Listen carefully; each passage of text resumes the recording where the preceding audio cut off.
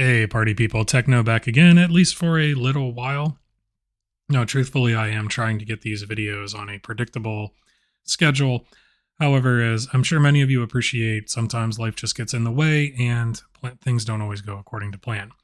However, this previous weekend, I was at a very cool event doing some hackery things with some hackery people, and one of those things was stopping by the security conference's Lockpick Village, where the fine folks at Tool were present, providing locks and lock picks for people to learn how to lock pick, practice their lock picking, of course, presentations on this material. And they also had various things for sale.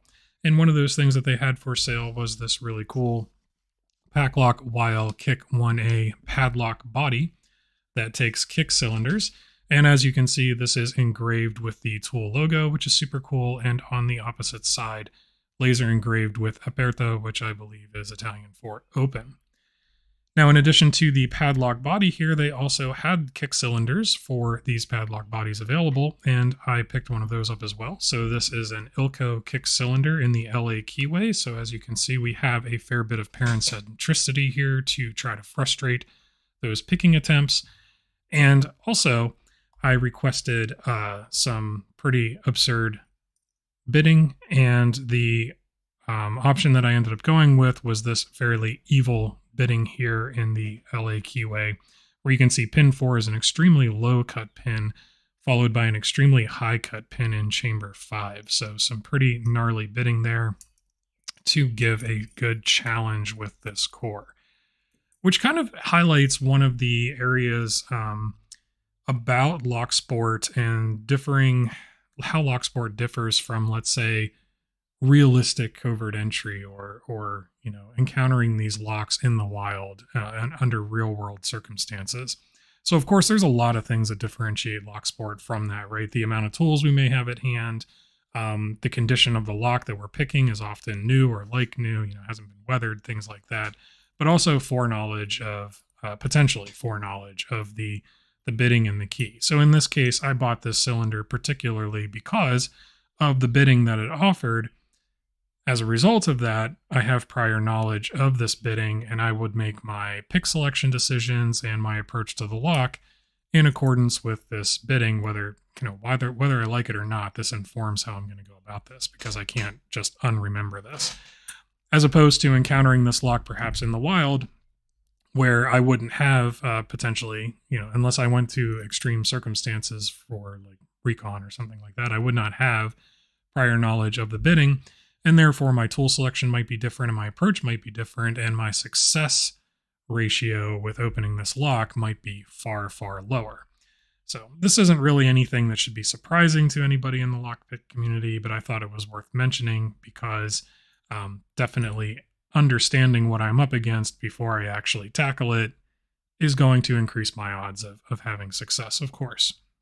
That being said, the decisions that were informed by prior knowledge of this bidding were the pick selection. So I tried a couple different picks here, primarily knowing that I needed something with a high reach, but one that I could actually work into the keyway without disturbing this low cut in front of it. I ultimately found that I had the most success with this hook from the SS Dev set. This is in 15 thousandths.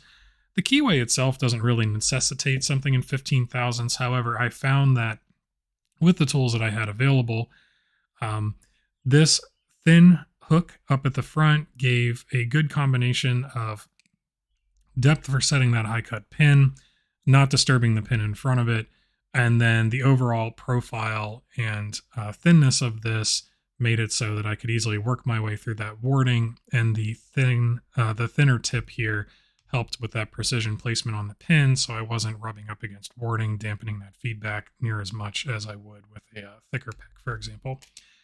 The tensioner choice here is a top of the keyway tensioner from the Covert Companion expansion set in 40 thousandths, and that is going to be positioned right here where this keyway kind of takes a bend back in towards the center of the lock. This fits perfectly in there and gives me a great place to tension this. As we jump into this, I'll demonstrate that this does work. So the core has quite a bit of spring tension working against it in this lock. So that does impact sort of the force necessary to open it up. You can potentially get this to an open, but it not be immediately obvious because the core doesn't really go anywhere. All of the pins in this core are standard, so we will do a gut of this after picking it open, but just, up front, the primary challenge here is in the bitting and in the warding because there are no security pins. So let's go ahead and get started on this. I will place that there, and let's get into it. Pin 1, nothing on pin 1. Pin 2, nothing on 2. Pin 3, nothing on 3. Pin 4 is, of course, the low cut. So, I have that prior knowledge to know that I should not be trying to push this higher into the keyway and getting it jammed up and overset.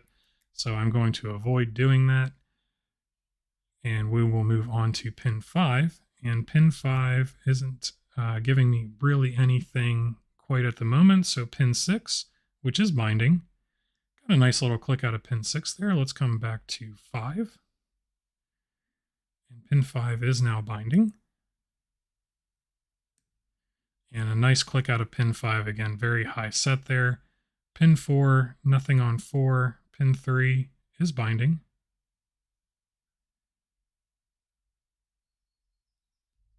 Pin 3 fairly high up there too.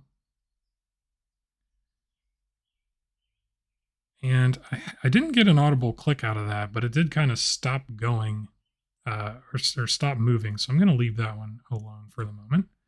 Pin 2. Way up there. Or I'm stuck on some warding. That is a possibility as well.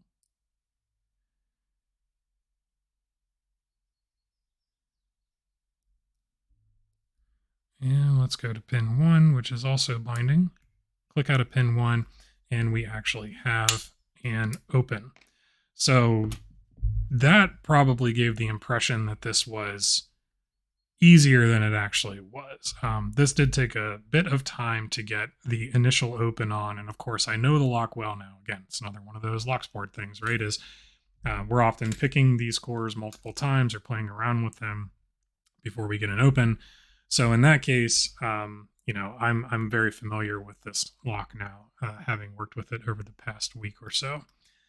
The only way around sort of these issues of prior knowledge are to have multiple locks that are visually the same with the same core, and then just kind of select them at random so that you randomize the bidding, and you can't necessarily rely on that knowledge ahead of time to get those opens. That does help combat that if you were looking to randomize those things.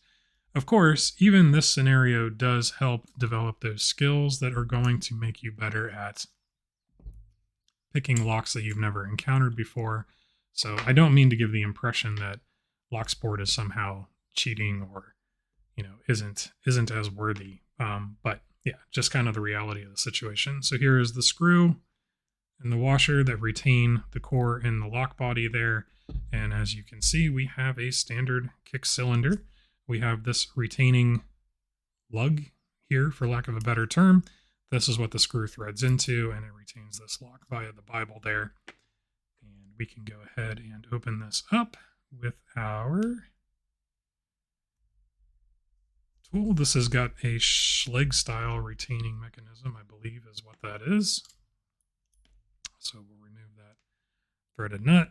Our little pin, that pin, which would normally just be the thing that retains this threaded cap, is also what interacts with the opening mechanism here by catching onto these little semicircular cuts and working that actuator. Pretty cool. All right, now use the key to get this open. And get our follower.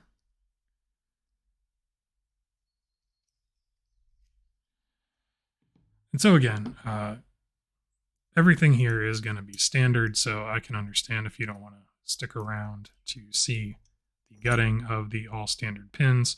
But if you do, I appreciate it. I'll just drop out our key pins here.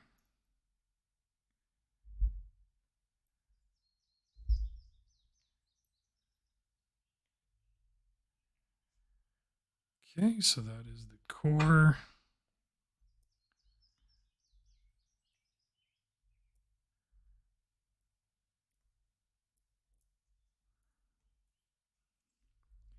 And then let's jump into get those drivers. So standard. Now, one thing that is cool about the drivers in this is they are different length drivers. So not all the same length.